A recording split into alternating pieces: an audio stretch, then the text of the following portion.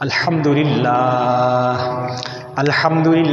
نحمدہ ونستعینہ ونستغفرہ ونؤمن بہ ونتوکل علیہ ونعوذ باللہ من شرور انفسنا ومن سیئات اعمالنا من يهده الله فلا مضل له ومن يضلله فلا هادي له ونشهد أن لا إله إلا الله وحده لا شريك له ونشهد أن سيدنا وسندنا وحبيبنا وشفيعنا ومحبوبنا محمدا عبده ورسوله أما بعد فأعوذ بالله من الشيطان الرجيم بسم الله الرحمن الرحيم يا أيها الذين آمنوا كتب عليكم الصيام كما كتب على الذين من قبلكم لعلكم تتقون وقال النبي صلى الله عليه وسلم من صام رمضان إيمانا واحتسابا غفر له ما تقدم من ذنبه أو كما قال عليه الصلاة والسلام۔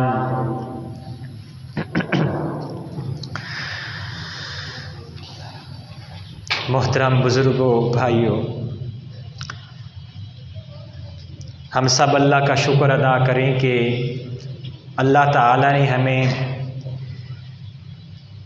رمضان کا مبارک مہینہ عطا فرمایا۔ اس پر ہم سب الحمدللہ کہہ لیں کہ یا اللہ آپ کا شکر ہے۔ حضرت علی المرتضیٰ رضی اللہ تعالیٰ عنہ فرماتے ہیں کہ اگر اللہ تعالیٰ کا اس امت کو عذاب دینے کا ارادہ ہوتا تو رمضان کا مہینہ نہ دیتے، اور سورہ اخلاص قل هو اللہ احد اللہ الصمد لم یلد ولم یولد ولم یکن لہ کفوا احد، یہ سورت بھی اللہ تعالیٰ نہ عطا فرماتے اگر عذاب دینے کا ارادہ ہوتا۔ لیکن اللہ کا شکر ہے، اللہ نے ہمیں رمضان کا مہینہ بھی عطا فرمایا، اور سورہ اخلاص جو کہ ہمارے قرآن مجید کی ایک سورت ہے یہ بھی عطا فرمائی۔ تو اللہ کا شکر ادا کریں۔ اس لیے رمضان کے روزے، نماز تراویح، پانچوں نمازیں، ذکر اذکار، درود شریف، استغفار اور دعائیں، ان ساری چیزوں کا اہتمام کریں۔ اللہ سے بار بار ہم معافی مانگیں۔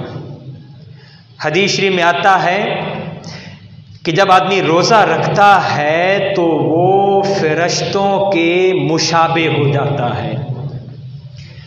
اللہ کے فرشتے جو ہیں وہ نہ کھاتے ہیں نہ ہی پیتے ہیں، کھانے سے بھی پاک، پینے سے بھی پاک۔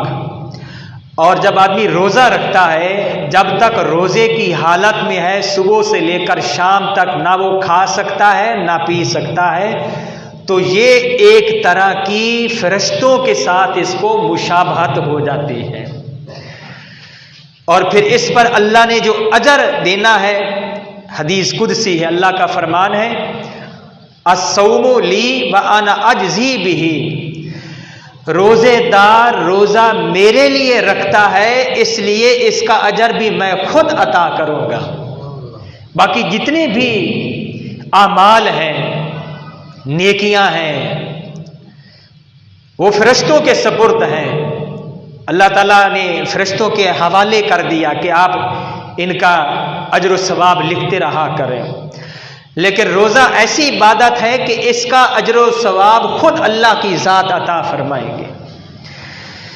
اس لیے روزے کی قدر کریں، روزے رکھا کریں۔ جو بھائی روزے نہیں رکھ رہے ان کو سوچنا چاہیے، کہیں ایسا نہ ہو کہ ہم اس وعید کے مستحق ہو جائیں۔ حدیث میں آتا ہے کہ بڑا ہی بدبخت ہے وہ آدمی کہ جو رمضان کا مبارک مہینہ پائے اور اس میں ذرہ بھی تبدیلی نہ آئے، اس کو پتہ بھی نہ چلے کہ رمضان آیا اور آ کر چلا گیا۔ جیسے پہلے زندگی گزار رہا تھا اب بھی اسی طرح زندگی گزار رہا ہے، تو یہ بڑا بد نصیب، بڑا بدبخت یہ آدمی ہے، اور بڑا خوش نصیب ہے وہ آدمی کہ جو اس رمضان کی قدر کرے، روزے رکھے، اللہ کو منائے۔ اللہ کو راضی کرنے کا یہ مہینہ ہے۔ اللہ کے قرآن میں یہ الفاظ آتے ہیں، الا تحبون ان یغفر اللہ لکم، کیا تم اس بات کو پسند نہیں کرتے ہو کہ اللہ تمہیں معاف کر دے؟ ہم سب اس بات کو پسند کرتے ہیں کہ اللہ تعالی ہمیں معاف کر دے۔ دنیا میں اگر ہماری کسی سے کوئی انبن ہو جائے، کسی سے ہماری غلطی ہو جائے تو ہم اس سے معافی مانگتے ہیں، اور یہ دل میں خواہش ہوتی ہے کہ وہ ہمیں معاف کر دے۔ یہاں تو اللہ خود فرما رہے ہیں، کیا تم پسند نہیں کرتے کہ اللہ تمہیں معاف کر دے؟ تو اللہ سے بار بار توبہ استغفار کریں، اللہ سے معافی مانگیں، اس مہینے کی ہم قدر کریں، اس مہینے کے آداب کو بجا لائیں۔ اور حدیث میں آتا ہے من صام رمضان ایمانا واحتسابا، آپ کا فرمان ہے کہ جو آدمی روزہ رکھے شریعت کو سچ سمجھتے ہوئے، اس کا یہ اعتقاد ہے کہ شریعت دین اسلام برحق ہے، اور روزہ رکھنے سے اس کی نیت، اس کا ارادہ صرف اللہ کو راضی کرنا ہو، ریاکاری نہ ہو، دکھلاوا مقصود نہ ہو، اس لیے روزہ رکھ رہا ہے کہ مجھ سے میرا اللہ راضی ہو جائے۔ آپ کا فرمان ہے غفر لہ ما تقدم من ذنبی، کہ اللہ تعالیٰ اس کے سارے گناہ معاف فرما دیتے ہیں۔ اس لیے ہمیں یہ یقین ہونا چاہیے کہ ہم جب روزے کے ساتھ ہیں تو ہم بخشے بخشائے ہیں۔ نبی کا فرمان جھوٹا تو نہیں ہو سکتا نا، آپ کا یہ فرمان اس کے سارے گناہ معاف ہو گئے۔ بڑے گناہ ہوتے ہیں وہ توبہ استغفار کے ساتھ معاف ہوتے ہیں۔ ایک دفعہ ہم سچی نیت کے ساتھ، دل کے پکے ارادے کے ساتھ ہاتھ اٹھائیں اور اللہ سے معافی مانگ لیں، یا اللہ ہمارے گناہ معاف فرما دیجیے، اللہ تعالیٰ معاف فرما دیتے ہیں۔ بلکہ میں ایک حدیث میں آتا ہے، حدیث آپ کو سناتا ہوں، جب کوئی آدمی گناہ کرتا ہے، اس سے گناہ ہو گیا، انسان خطا کار ہے، ہم فرشتے تو نہیں ہیں نا، اس لیے فرشتے جو عبادات کرتے ہیں ان میں وہ کوئی کمال نہیں ہے۔ فرشتوں کو عبادت کرنے پر کوئی اجر و ثواب نہیں ملتا، عبادت کرنے پر ہم انسانوں کو اجر و ثواب ملتا ہے۔ ایک نابینا آدمی وہ یہ کہے کہ میں اپنی نظروں کی حفاظت کرتا ہوں، اس میں اس کا کوئی کمال نہیں، اس کو نظر ہی نہیں آتا۔ کمال تو یہ ہے کہ ہمیں نظر آئے اور ہم اپنی نگاہوں کی حفاظت کریں، اپنے آپ کو گناہوں سے محفوظ رکھیں، یہ کمال ہے۔ تو حدیث میں آتا ہے کہ جب کسی انسان سے گناہ ہو جائے، اس کو ندامت آئی، احساس ہوا، یہ احساس کا ہونا کہ یار یہ بات غلط ہے کہ مجھ سے گناہ ہو گیا، اللہ کی نافرمانی ہو گئی، یہ بھی بہت بڑی ایک نعمت ہے۔ ہمارے دل میں احساس پیدا ہو جائے کہ میں نے یہ غلط کیا ہے، ندامت آ جائے، ہم شرمندہ ہو جائیں، اور پھر اس کے بعد اللہ کے حضور ہم ہاتھ اٹھائیں اور یوں کہیں یا اللہ۔ اللہ تعالیٰ تو جانتے ہیں نا کہ اب یہ کس لیے مجھ سے میرے سامنے ہاتھ اٹھا رہا ہے۔ حدیث کے الفاظ ہیں، آپ نے فرمایا کہ جب وہ یہ کہتا ہے اے میرے رب، اللہ تعالیٰ فرشتوں کو گواہ بنا کر کہتے ہیں کہ میرے بندے کو پتہ ہے کہ اس کا کوئی رب ہے، تم سارے گواہ بن جاؤ۔ ابھی اس نے اگلے لفظ نہیں بولے کہ یا اللہ مجھے معاف فرما دیجئے، یہ الفاظ کہنے سے پہلے اللہ تعالیٰ اس کو معاف فرما دیتے ہیں۔ یہ اللہ کی رحمت دیکھیں۔ اب تو ویسے ہی رمضان کا مہینہ حدیث میں آتا ہے کہ جب رمضان کا مہینہ شروع ہوتا ہے آسمان کے سارے دروازے کھول دیے جاتے ہیں۔ یہ آسمان کے سارے دروازے کھول دیے جاتے ہیں، اس کا مطلب کیا ہے کہ اب ہم جو بھی عمل کریں گے براہ راست بغیر کسی رکاوٹ کے وہ اوپر اللہ تعالیٰ کی طرف پہنچ جائے گا، اور اللہ کی رحمتیں مسلسل نازل ہونا شروع ہو جاتی ہیں۔ یہ اللہ کے آسمان کے دروازے، یہ اللہ تعالیٰ آسمان کے دروازے کھول دیتے ہیں، یہ اس کا یہ مطلب ہے۔ اور جنت کے 8 دروازے کھول دیے جاتے ہیں، اس کا مطلب یہ ہے، ایک تو دروازے کھول جاتے ہیں، اور پھر اس کا مقصد یہ ہے کہ انسانوں سے ایسے اعمال ہوتے ہیں کہ جن اعمال کی وجہ سے اللہ تعالیٰ خوش ہو جاتے ہیں، اور وہ نیک اعمال ہیں، اور غلط اعمال، برے جو اعمال ہوتے ہیں، گناہ جو ہوتے ہیں، وہ رک جاتے ہیں۔ عموماً یہ دیکھنے میں آتا رمضان کے مہینے میں سارے لوگ وہ اللہ کی عبادت کی طرف مشغول ہو جاتے ہیں۔ الحمدللہ ہماری مساجد، اللہ کی مساجد، ان المساجد للہ، اللہ کی مسجدیں، یہ اللہ کے گھر بھرے ہوئے ہوتے ہیں 5 نمازوں میں۔ اور اسی طریقے سے ایک تو یہ جنت کے دروازے کھول دیے جاتے ہیں، اور پھر پورا مہینہ یہ کھلے رہتے ہیں، اور سرکش شیاطین کو قید کر دیا جاتا ہے، ان کو بند کر دیا جاتا ہے تاکہ مسلمانوں کو، روزہ داروں کو تنگ نہ کرے، ان کو گناہوں پہ ابھارے نہ، اگسائے نہ۔ تو یہ بھی اللہ کی بڑی نعمت ہے۔ اور حدیث میں آتا ہے من قام ایمانا واحتسابا غفر له ما تقدم من ذنبه۔ یہ ہم رات کو اللہ کی عبادت میں اللہ کو راضی کرنے کے لیے نماز تراویح ادا کرتے ہیں، نماز تہجد پڑھتے ہیں، نوافل پڑھتے ہیں۔ اس کے بارے میں نبی کریم صلی اللہ علیہ وسلم کا فرمان کہ جو شریعت کو سچ سمجھتے ہوئے اور اللہ کو راضی کرنے کے لیے رات کے وقت کھڑا ہوتا ہے، اللہ کی بارگاہ میں اللہ کے حضور کھڑا ہوتا ہے، تو اللہ تعالیٰ اس کے سارے گناہ معاف فرما دیتے ہیں۔ اس لیے ہمیں یہ یقین ہونا چاہیے۔ ویسے بھی حدیث میں آتا ہے، آپ کا فرمان ہے، بلکہ حدیث قدسی ہے، اللہ کا فرمان ہے کہ میرا بندہ جیسے میرے بارے میں گمان رکھے گا میں اس کے مطابق فیصلہ کروں گا۔ تو ہم اللہ کے بارے میں یہی گمان رکھیں کہ اللہ ہمیں معاف کر دیں گے، اور یقیناً اللہ نے ہمیں معاف فرما دیا، کیونکہ یہ آپ کا نبی کے فرامین ہمارے سامنے موجود ہے۔ تو اس لیے ہمیں یہ یقین ہونا چاہیے کہ اللہ تعالیٰ نے ہمیں معاف فرما دیا۔ یہ حقوق اللہ کی بات میں کر رہا ہوں، باقی حقوق العباد جو ہیں وہ حقوق العباد پورے کریں۔ اور حقوق اللہ میں بھی ایسے حقوق ہیں، نمازیں ہماری رہتی ہیں، نمازیں رہ گئی تھیں تو ان کی قضا کرنا شروع کر دیں، نفلوں کی جگہ پر ان نمازوں کی قضا کرنا شروع کر دیں۔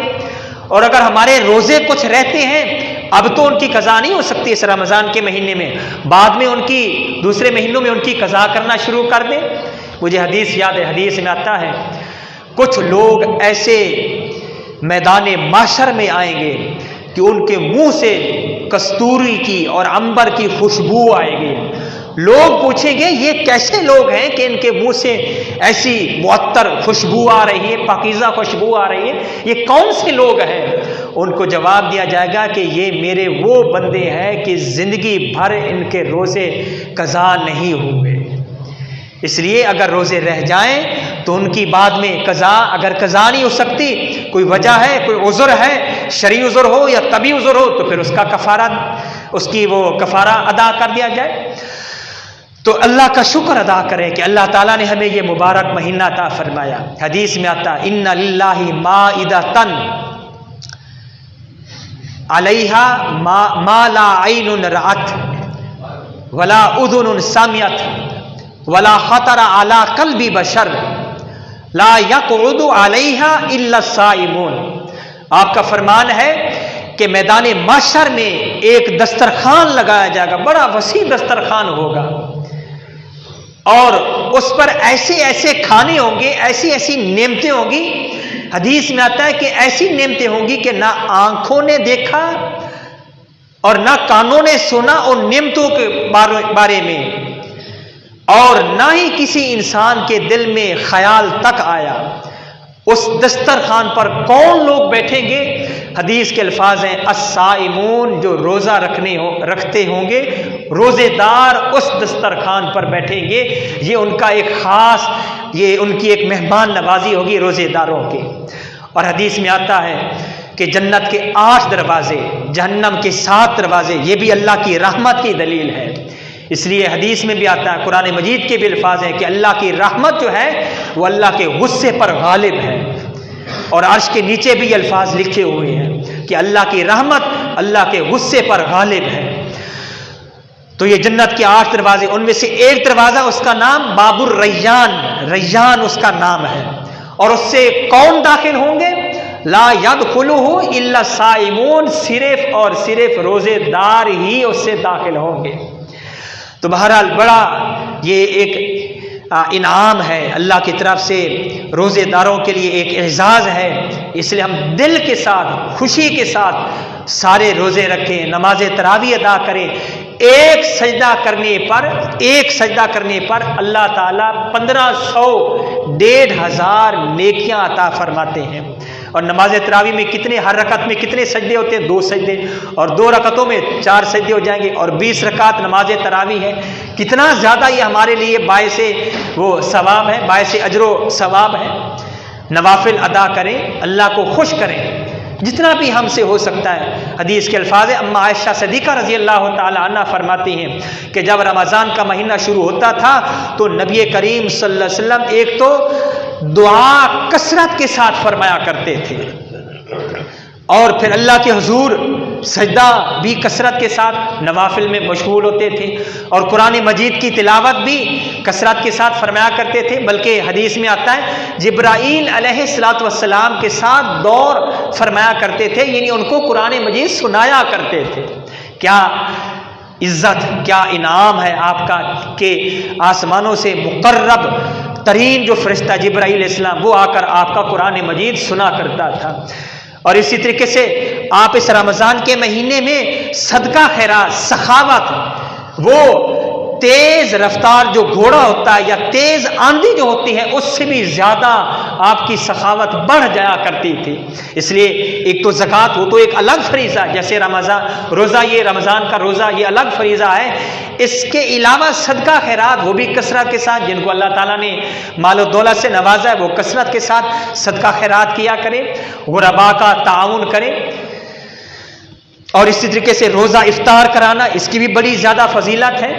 حدیث میں آتا ہے کہ جو روزہ افطار کرائے پانی کے ساتھ، تو حدیث کے الفاظ ہیں کہ کل قیامت والے دن نبی کریم صلی اللہ علیہ وسلم کے جو یہ حوض کوثر جو ہے اس سے نبی کریم صلی اللہ علیہ وسلم اس کو پانی پلائیں گے۔ اور دوسرا اس کی فضیلت یہ ہے کہ آپ نے فرمایا جو کسی کو روزہ افطار کرائے اللہ تعالیٰ کروڑوں رحمتیں نازل فرمائے صحابہ کرام پر۔ ایک صحابی نے کہا یا رسول اللہ، ہم میں سے ہر ایک آدمی تو طاقت نہیں رکھتا روزہ افطار کرانے کی، تو آپ نے فرمایا کہ اگر ایک گھونٹ پانی پلا دیا، ایک گھونٹ لسی پلا دی، یا ایک کھجور کے ساتھ کسی کو روزہ افطار کروا دیا، اب یہ تو کوئی مشکل نہیں ہے نا، تو آپ نے فرمایا اس کو بھی یہ اجر و ثواب، یہ فضیلت مل جاتی ہے۔ ضروری نہیں کہ پیٹ بھر کر کھانا کھلایا جائے۔ ایک بطور لطیفے کے وہ ایک بات سامنے آئی کہ بھائی روزے فرض کیے گئے ہیں، پکوڑے فرض نہیں کیے گئے، تو ہم پر روزے رکھنے فرض کیے گئے اور افطاری ایک کھجور کے ساتھ، 2 کھجوروں کے ساتھ۔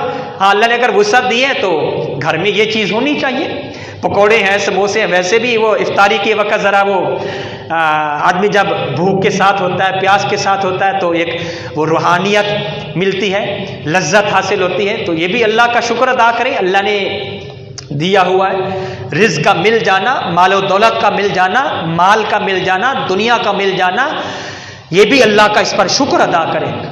ہم دعا کیا کرتے ہیں ربنا آتنا فی الدنیا حسنہ، یہ دنیا کے بارے میں، دنیا کی بھلائی کے بارے میں یہ اللہ سے ہم دعا کر رہے ہیں، ہمیں دنیا بھی عطا فرما اور دنیا ایسی ہو جو حسنہ ہو، یعنی ہمیں ایسی دنیا، ایسا مال دے کہ جو آپ سے غافل نہ کر دے، وہ اور ہمیں آپ کی طرح متوجہ کرے، اور آخرت بھی ہماری اچھی بنا، وقنا عذاب النار، اور ہمیں جہنم کے عذاب سے، آگ کے عذاب سے محفوظ فرما۔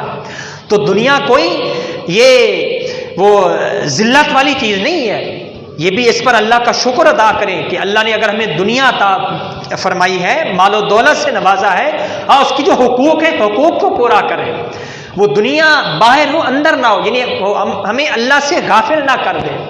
جیسے کشتی جو ہوتی ہے جب وہ پانی کے اوپر رہے گی تیرتی رہے گی، وہ محفوظ رہے گی، لیکن اگر اس کے اندر پانی چلا جائے تو پھر وہ ڈوب جائے گی۔ دنیا باہر ہو اندر اللہ ہو، اللہ کی محبت ہو، اللہ کے رسول کی محبت ہو۔ تو روزہ افطار کرانا اس پر بہت زیادہ، ایک تو اللہ تعالیٰ اس کی بخشش فرما دیتے ہیں، تو اس کے سارے گناہ معاف فرما دیتے ہیں، یہ بھی ہمیں ذہن میں رکھنا چاہیے۔ یہ جو میں ابھی آپ کے سامنے یہ عرض کر رہا ہوں کہ اللہ تعالیٰ سارے گناہ معاف فرما دیتے ہیں، ان گناہوں سے صغیرہ گناہ مراد ہوتے ہیں، بڑے جو گناہ ہوتے ہیں وہ توبہ اور استغفار کے ساتھ معاف ہوتے ہیں، ان کے لیے توبہ کرنی پڑتی ہے، اور اس میں بھی پھر کچھ حقوق اللہ یعنی اللہ کے متعلق جو حقوق ہیں، اور دوسرے حقوق العباد بندوں کے جو حقوق ہوتے ہیں، بندوں کے جو حقوق ہیں وہ تو حقوق ادا کرنے کے ساتھ ہی معاف ہوں گے۔ یہ نہیں کہ ہم ان سے جا کر یہ مسجد میں بیٹھ کر اللہ کے سامنے معافی مانگ لیں تو حقوق العباد بھی معاف ہو جائیں گے، یہ بات نہیں، بلکہ حقوق العباد یعنی بندوں کے جو حقوق ہیں، کسی کا قرض دینا ہے یا اور کوئی حق ہے تو وہ حقوق ادا کرنے ضروری ہیں۔ یا اسی طریقے سے کسی نے حق مہر ادا نہیں کیا تو یہ حق مہر جو ہوتا ہے یہ بھی شرعاً شوہر کے ذمے قرض ہوتا ہے، فرض ہوتا ہے، اس کا ادا کرنا بھی ضروری ہے۔ ہاں اگر بیوی معاف کر دے وہ ایک الگ بات ہے، بہرحال یہ بیچ میں یہ بھی شرعی مسئلہ ہے۔ تو بہرحال ایک تو اللہ تعالیٰ گناہ معاف فرما دیتے ہیں روزہ افطار کرانے کے ساتھ، اس لیے روزہ افطار کروائیں، اور جہنم سے آزادی خلاصی عطا فرما دیتے ہیں۔ اور تیسرا کیا ہوتا ہے کہ روزے دار کے ثواب کے برابر اللہ تعالیٰ جو روزہ افطار کرواتا ہے اس کو اس کے برابر اجر و ثواب عطا فرماتے ہیں۔